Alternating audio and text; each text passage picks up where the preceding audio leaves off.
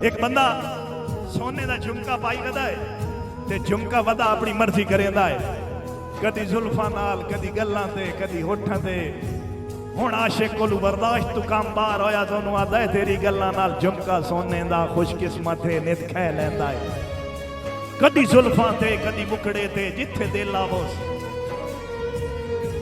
तुहाडी समझ दुखो दुहान थाला लियो। केडी मैं मेहनत करेंदा पिया ते तुसां केडे कंजूस होए कल्ले हो। तेरी गल्लां नाल झुमका सोने दा खुशकिस्मत है, नित खै लैंदा है। कदी जुल्फां विच, कदी मुखड़े ते, जिथे दिल आवस उत्थे रह लैंदा है। और साडी जुरत तू बाहर है दिल काविश आए जदा उतले होठ ते ठह लैंदा है। तस्वीर जनाब दे मुखड़े दी ये शीशा ही है जेड़ा से। मेहरबानी और मेरे बिरा मुतीर रहमान कुरैशी साहब का हुक्म आई जनाब मलिक अब्दुल वहीद लिल्ला साहब उन्होंने हुक्म आई जनाब मलिक शहीद नराल साहब, मलिक खान बे गंजेरा साहब वहां बजरा तू उन्होंने फरमाइश दौड़ा बिल्कुल नवा पेश कर रहे हैं कि मुलाकातां दा पाबंद करके चलो उस तो पहले के मुलाकात ते कान करेंदा हाँ अखी नाल इशारा याद है। मुलाकात ते कान करेंदा हाँ अखी नाल इशारा याद है। सारी रात गुजारनी हासियां विच मेरा प्यार ही कारा याद है।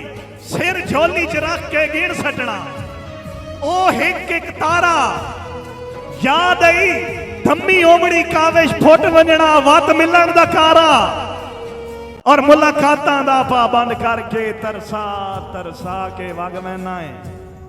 जी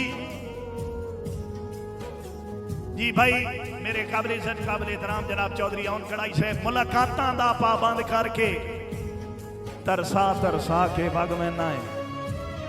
असा जख्म घुलैने रो पिट के तू याद दुखा के वग मैना है। और पिछे के हाल होंदे तैन के दसिए थाला ले पिछे के हाल होंदे तुहान के दसिए जदा तू बंदा आके वग मैना है। झट आना है काविश झट दे बदले हर वार रुआ के वग मैना है। मेहरबानी और मेरे भाई मलिक अब्दुल वहीद लिल्ला साहब, भाई दानियाल दानी साहब पंजाब पुलिस बेस्ट फ्रेंड भाई चौधरी रुस्तम जाया साहब, मलिक आफ्ताब टिमाना साहब। नीच इंसान मुनाफा सोचे कहीं दे बारे हो नहीं सकता।